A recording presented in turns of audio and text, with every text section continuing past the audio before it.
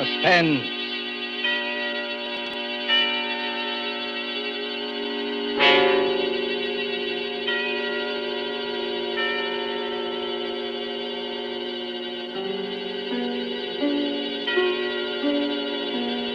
This is the Man in Black, here again to introduce Columbia's program, Suspense.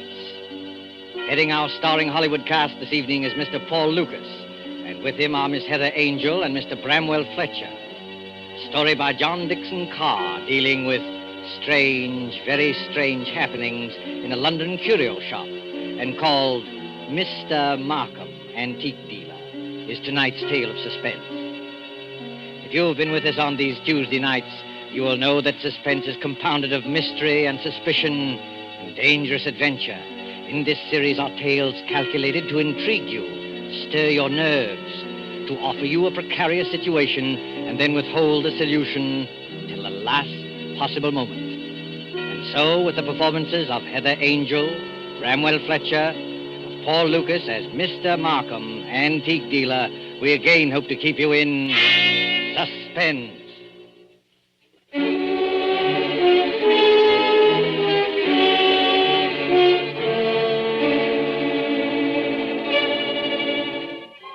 This is the story of a man who commits murder and gets away with it. Does the idea shock you? Do you believe that justice must always be done?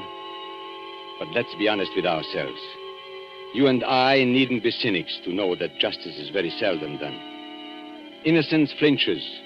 Guilt is childlike and bland. Innocence is imposed upon. Guilt can encompass all things, even a successful murder. And I know this because I was the murderer, you say? Oh, no. Inquire at Scotland Yard. I was the victim. In Bond Street, not far from Piccadilly, there used to be an establishment, which in a less fashionable part of town would have been called a shop. On the windows, in letters as discreet as a visiting card, were the words, Charles Markham, Antique Dealer. Such a delightful fellow, Markham. Such a character. 30 years ago, yes, as long as that, this antique shop was a dingy place, despite deep carpets and crystal chandeliers. It rustled with the ticking of 100 clocks. It was shadowed by damascened armor and the loom of tall tapestries. And late one summer night, when the shutters were long closed on those windows, a four-wheeler drew up before the door in the gas-lit street.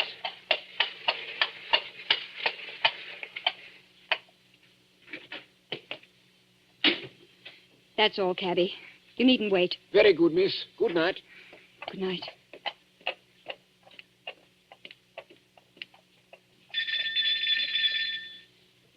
He must be here.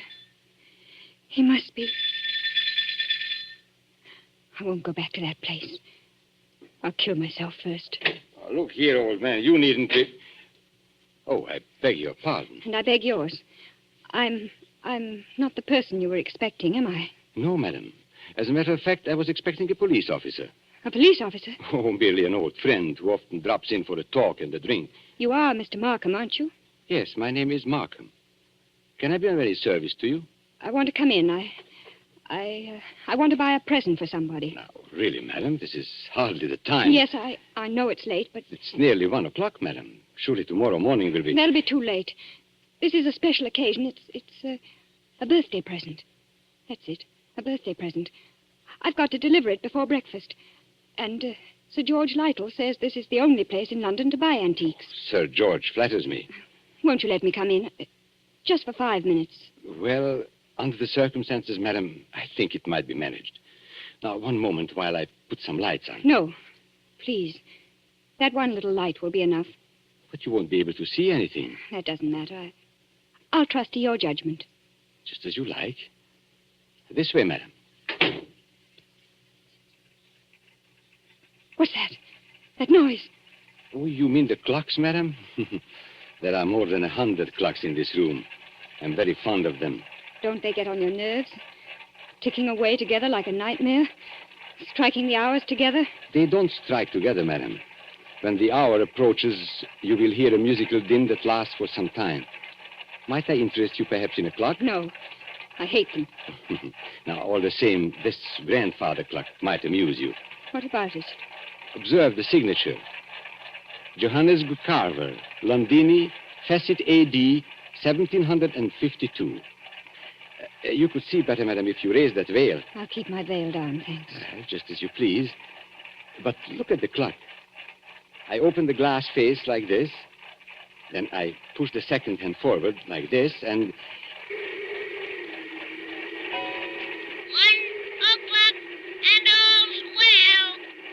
1 o'clock and all's well. What was that voice?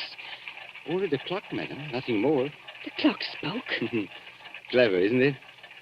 A device of old John Carver, anticipating Mr. Edison's gramophone by more than 100 years.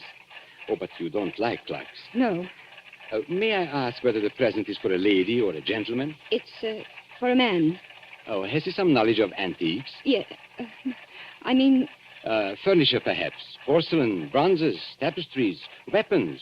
he might be very much interested in weapons. Then Yes. I imagine his name is Mr. Ronald Gilbert.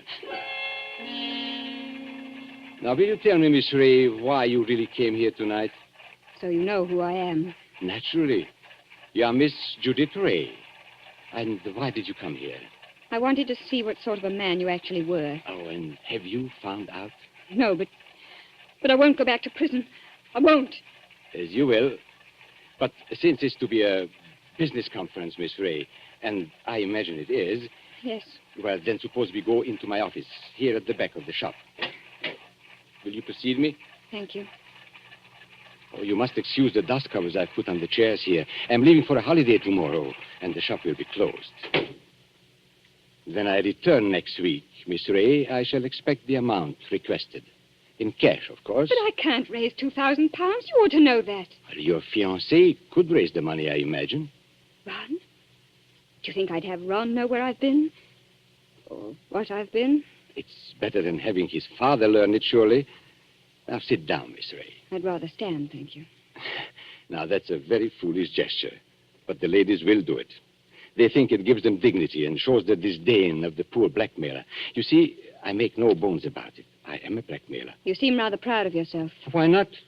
I am the one person in England, perhaps in the world, who has made it a large-scale business. Congratulations. And what is all lifeblood but blackmail? The child says, if you don't give me that, I'll scream. The grown woman says, if you go on behaving like this, I will leave you. Your sex, Miss Ray, are blackmailers from the cradle. You know, Charles Markham, I wonder... Yes?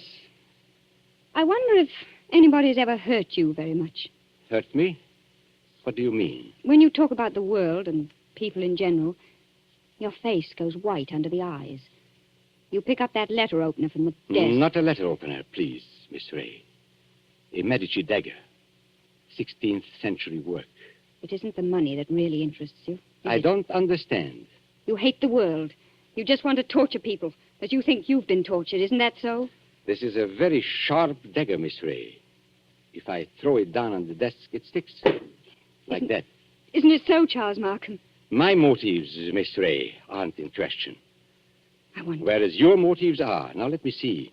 10 years ago, in 1903, a certain girl called Letty Wilson, your real name, I believe, fell in love with a rather contemptible underworld character named Arthur Aker. Please. No humiliation was too great for her. She worked for him, lied for him, stole for him. I was only 18. I didn't know what I was Now, doing. this girl, for a very shabby theft, was sentenced to 3 years' hard labor at Holloway Prison. 5 months later, she escapes from prison and disappears. All these years afterwards, she appears in the West End as Miss Judith Ray, fashionable milliner. Haven't I made up for it? Haven't I? No, For one mistake. After 10 years. it's the way of the world, my dear. I didn't create it. And I'm forgetting the best part of the comedy. This paragon of virtue next falls in love with Mr. Ronald Gilbert, son of Major General Sir Edmund Gilbert. Such a respectable family, too. Stop it, please. Then, shall we say, 2,000 pounds? Suppose I did raise the money. I don't know how, but suppose I did raise it. Well, What guarantee would I have that you wouldn't ask for still more money? I probably shall ask for more money, Miss Ray. But that's my privilege as a blackmailer. Then I'm never going to be free of you. Is that it? Well, frankly, that's it. Unless I kill you, of course. What if I did kill you? People have threatened it before, but they haven't meant it. Maybe I mean it. Well, we can easily test you out. There's a sharp knife stuck in the desk in front of you. I'm going to get up and deliberately turn my back on you. Like this. Be careful, Charles Markham. As a student of human nature, I'm curious. How much will you risk to keep this secret? Have you the courage to kill and risk hanging? Yes, I think I have. What was that? Now, aren't you glad you held back at the last moment, Miss Ray? I said, what was that? That, my dear, was the front doorbell. Probably my friend, Inspector Ross, from Wigmore Street Police Station. Come in, old man. Come on in. Make yourself comfortable. I'll be with you in a moment. You wanted me to attack you, didn't you? No, I was merely curious. And in any case, Miss Ray, it would be useless to kill me. Useless? Why? Because I shouldn't die. Don't talk rot. Oh, it's quite true. A man in my position must take certain precautions. If you killed me, I should be back to haunt you within half an hour. And I don't happen to be joking. Come in. Now, look here, Markham. Good Lord, Judith. Ron! Mr. Ronald Gilbert, as I live. Ron! What are you doing here? He hasn't got anything against you, has he? Speak up, Mr. Gilbert. Have I? The fact is, Judith, I... Look at him, Miss Ray. See how he changes color and twists his mustache and altogether resembles a boy caught in his mother's gem cupboard. Perfect picture of a gentleman being a gentleman. Look here, Markham. I'm not very clever. You can always make a fool of me when you start talking, so let's stop talking. I've brought the money. What money? Oh, merely my fee for keeping quiet about you. So you went to Ron, too. You told him about it. Naturally. If possible, always sell your wares in 2 markets. How much money? Never mind, Judith. I hoped I could do this without your knowing. How much money? 3,000. It's all I could raise. Has he told you who I am and what I've been? Look here, Judith. Who the devil cares who you are or what you've been? I happen to be in love with you. Never mind. Let's get out of here. Ron, it's no good. He'll only come back for more money. I know that, but what else can we do? Nothing, I'm afraid. Well, what's that knife doing there, stuck in the desk? Nothing dangerous, I assure you. No? Merely a curio. I pick it up like this, I flip it down like this, and pick it up again. Miss Ray was very much interested in the dagger. Now, may I have that envelope with the money, please? There you are. Take it. Thank you. As I explained to Miss Ray, I'm leaving tomorrow for a holiday, hence the general disarray and the dust covers on the chairs. But before my departure, I'm glad we could settle this affair, as you would say, like gentlemen. Before we clear out of here, Markham, there's just one favor I'd like to ask. Well, of course, old man, ask away. This is your job, I suppose. You can't help being what you are, but never again, as long as you live... Well? Never even say the word gentleman. Be careful, Ron. Look at his face. Tell me, Mr. Gilbert, how much money is in this envelope? You heard what I said, 3,000 pounds. Then take it back, my friend. I find we can't strike a bargain after all. What do you mean? Just what I say. Here is your money. You will now oblige me, both you and Miss Ray, by leaving my shop. What are you going to do? Tomorrow morning, perhaps even tonight, I'm going to get in touch with the police, and I shall tell them where they can find Letty Wilson, alias Judith Ray. You can't do that, Markham. Oh, yes, he can. You've hit him where it hurts. 3,000 pounds, my friend, is not enough compensation for the way you talk. There is a way through the shop. Shall I escort you to the front door? No. Oh, so you prefer to stay here and make a fool of yourself? You're not going to tell the police, Markham. I promise you that. And how are you going to stop me? With this. Ron, put that gun away. It's a funny thing, Judith. I felt a bit of a fool, bringing this revolver along. But now I've got a use for it. Oh, yes, I've got a use for it. Oh. Maybe the best thing would be to go into the street now and call a policeman. You'll never get into the street, Markham. Are you following me into the shop? Yes. So both of you, it appears, came here under false pretenses. You said you wanted to pay me some money. The money's still here, but you've lost your chance to get it. And our dear Judith said she wanted to buy a present for you. I showed her this grandfather clock here, this talking clock. Don't go a step beyond that clock, Markham. I warn you. Nonsense, old man. You wouldn't dare shoot. Wouldn't I? No, and I'll call your bluff. 1 step. 2 steps. I know your whole silly tribe, my friend. You wouldn't risk it. No, you wouldn't. What's happening to me? Don't try and grab onto the clock, Markham. It won't save you. You wouldn't risk your life. You wouldn't risk your family position. You wouldn't. 1:15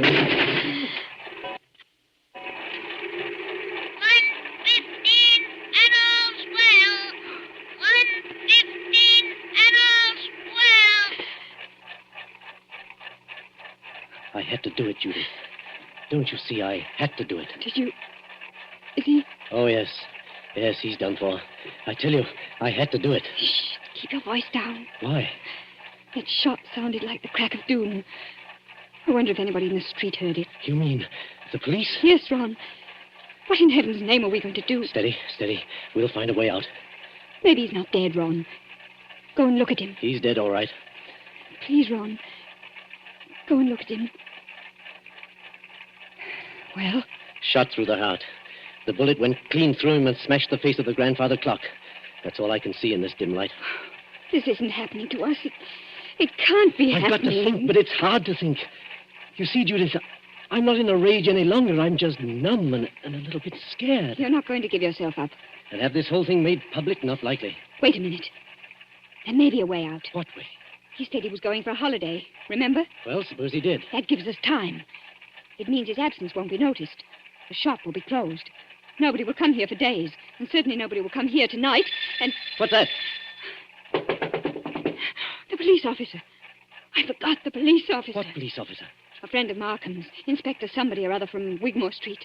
He's inspected here tonight. Then we're finished. No, Ronnie. We're not finished.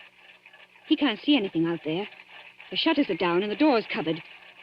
Could you pick Markham up and carry him? Yes, I could. Why? There must be a back way out of the shop, probably in the office. Hurry, Ron. I don't like to touch him. Hurry, Ron, please. He's as heavy as a sack of meal. He seems to be looking straight at me. I know. Everything here seems to have eyes and move a little in the shadow. Didn't you see the expression in Markham's eyes just before you... No, I didn't. He seemed to be looking behind us, or beyond us. I don't know how to describe it. And he said something, too, that scared me. He said he couldn't die. He said... Close the door, quick. This police officer, Judith, he can't get into the shop, can he? Of course he can. The front door isn't locked. That's true. What's wrong with me, Judith? I came in there that way myself. And there's no time to lock the front door now. Our only hope is through the back way. I thought I'd seen a back door and... Ah, there it is. Just a minute. I've killed a man. That means I'm a murderer. A fraction of a second, one tick of a clock in there, and you change from an ordinary happy person into what I... Well, Judith, well? I'm sorry, Ron. The door's locked. Isn't there a key? No. Maybe in his pockets on a key ring. There isn't time, Ron. I think I heard the front door open. Our visitor's coming in. I've got it. The dust covers. What? Those white cloths that fit over the chairs. Look at them. What on earth are you talking about? We used to play a game when we were kids. Somebody sits in a big chair. You know, you fit the dust cover over him and nobody can tell he's sitting there. Don't you see, Judith? That's how we can hide Markham's body. It might work if there's time. There's got to be time. Take the big cover off that chair, the wing chair. All right. Maybe there's a chance. I'll fit him into it. Arms along the chair arms. Feet pushed back. Now, put the cover back again and pull it round down his feet. Don't let it touch his chest. The blood will show through. There, that's got it. You can't see anything now, can you? No, but, Ron. Well? What did you do with the gun? The gun? The gun you shot Markham with. Oh, well, Judith, I put it down on the floor when I picked up his body. Out in the other room? Yes, I'm afraid so. And it's too late now, Judith. The police are here. What are you going to say? I don't know. Trust your wits and try and brazen it out. Yes? Come in. Good evening, Miss Ray. And good evening, Mr. Gilbert. Charles Markham? You're Charles Markham? Correct, Miss Ray. But why should that surprise you? Why do you look as though you were seeing a ghost? Because we are seeing a ghost. If you're Charles Markham, whose body is... Judith, be careful. Body, Miss Ray. Did you say body? Miss Ray's upset. She doesn't know what she's talking about. If you killed me, I should be back to haunt you within half an hour. That's what he said. I tell you, Miss Ray isn't herself. She had bad news today. A relative of hers died. I've been trying to make her feel better. Indeed. Do you think it would make her feel better to bring her here? I don't understand. My dear sir, you are very welcome. But the situation is surely a little odd. I come in here and find you two looking as guilty as a pair of murderers in my private office in the middle of the night. There's nothing odd about that. I wanted to buy Judith something. 1 o'clock in the morning? Yes. Why not? Well, may I ask how you managed to get in? The front door was open. We just walked in. If you wish to buy something, why not stay in the showroom? Why come to my office? Well, hang it all. You don't think we wanted to steal anything, do you? Well, that thought did occur to me. You see, there was nobody else here. There's nobody here, Mr. Markham. Not a living soul. Then you didn't meet, by any chance, my brother? Your brother? Yes, my brother Robert. You couldn't have mistaken him if you had seen him. He looks so much like me that few people can tell us apart. Oh, so that's it. Poor Robert often deputizes for me. He's learned to act like me, think like me, and talk like me. But he doesn't like the work very much. Of course, you know what my work really is. Is this part of the game? Are you trying to play cat and mouse? Robert is an idealist. He thinks, poor fellow, that my profession is beneath contempt. But he acts the part and acts it well because I pay him. And I find it useful to have a double who will run risks for me. What have you done with his body? We haven't done anything with him.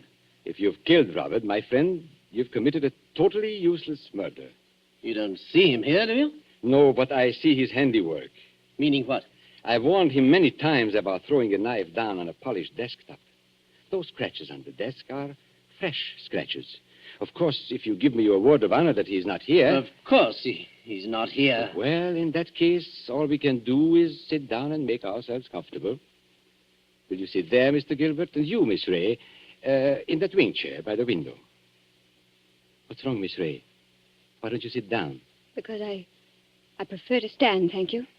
Then perhaps you won't mind if I sit in the wing chair. It's a very comfortable one. My brother always says... Don't sit down there for the love. Oh. So that's it.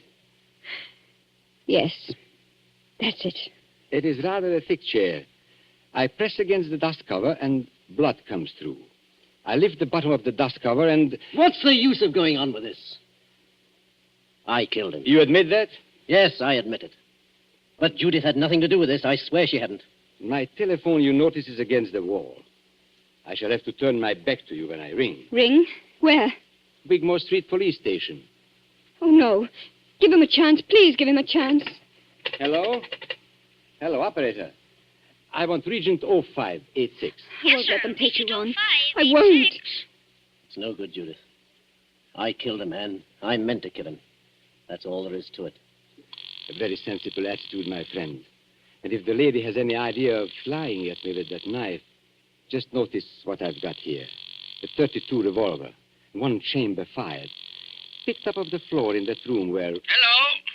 Hello, Wigmore Street Police For Station. the last time, Hello? Mr. Markham, won't you give him a chance? Be quiet, Miss Ray. May I speak to Inspector Ross, please? Inspector Ross speaking. Oh, isn't that Mr. Markham? Got it in one, Inspector. Charles Markham here. I understand you were going to drop in and see me tonight. Well, I intended to, Mr. Markham, but I'm afraid I can't make it now. Oh, why not? Anything wrong? Only a robbery in Davies Street, but it's likely to be a long job. Sorry I can't get there. Well, that's perfectly all right, Inspector, because actually I rang up to make sure you wouldn't come here tonight. You see, I've got a lot of work to do, and I'm leaving for Eastbourne early tomorrow morning. Let's make it some other time, shall we? Oh, glad to, Mr. Markham. No crimes being committed up your way, I suppose? No, Inspector. It's as quiet as the grave. I've never known a more peaceful night. Goodbye. Why did you do that? Now, please, don't excite yourself, Miss Ray. Didn't you hear what I told the Inspector? Yes, but is this some more trickery? Trickery? How can it be? I don't know. That's what I'm asking you. I should call it generous when I let my poor brother's death go unavenged. You're not doing this without a reason. Naturally not. But has it occurred to you, either of you, that I might not want my business dealings revealed in court? What are you driving at? And has it also occurred to you that a man's double, who looks exactly like him, and shares all his secrets may become a danger rather than an asset. He knows too much. He wants too much, and so... I think I understand. You're glad he's dead. Not glad, my dear. You shock my brotherly feelings, but definitely relieved. Look here, you can't get away with this. Get away with it, sir? Aren't you forgetting that you are the murderer? Then what are you going to do? Now, it is very simple. We three, in an unholy partnership, will dispose of Robert's body. Or would you rather hang? He's got us, Ron. There's no other way. But how can we dispose of the body?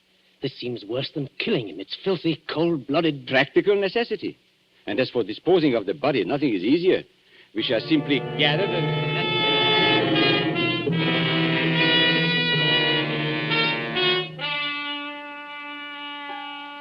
And so, as I said before, this is the story of a man who commits murder and gets away with it. Now, Ronald Gilbert looks back across the years and is still firmly convinced of his own guilt. But, of course, Gilbert never shot anybody. I was the man who committed the murder. Don't you remember? The bullet that killed my brother is supposed to have passed through his body and smashed the face of the grandfather clock. But that's an impossibility. The face of a grandfather clock is much higher than the heart of a man. You see, 2 shots were fired at the very same instant. Gilbert missed and smashed the clock face. I fired from the door of the office and did not miss. That was why my brother looked past those 2. I went out by the back door, locked it, and reappeared at the front afterwards. It was not Robert Markham who died. I am Robert Markham. It was Charles who died that night.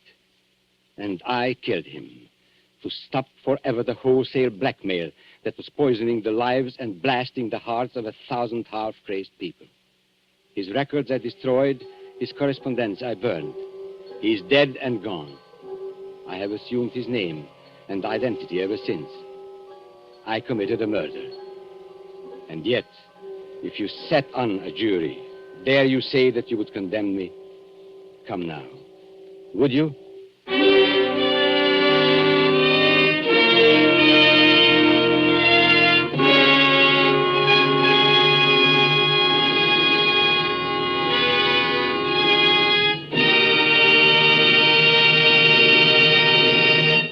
And so closes Mr. Markham, Antique Dealer, starring Paul Lucas with Heather Angel and Bramwell Fletcher. Tonight's tale of Suspense. This is your narrator, the man in black, who conveys to you Columbia's invitation to spend this half hour in suspense with us again next Tuesday, when we will have the pleasure of bringing you Mr. Charles Lawton and Miss Elsa Lanchester, who will star in one of the most famous and suspenseful of Agatha Christie's thrillers, The ABC Murders. The producer of these broadcasts is William Spear, with Ted Bliss, the director, Lud Gluskin and Lucian Morowick, conductor and composer, and John Dixon Carr, the author, collaborated on tonight's Suspense. This is the Columbia Broadcasting System.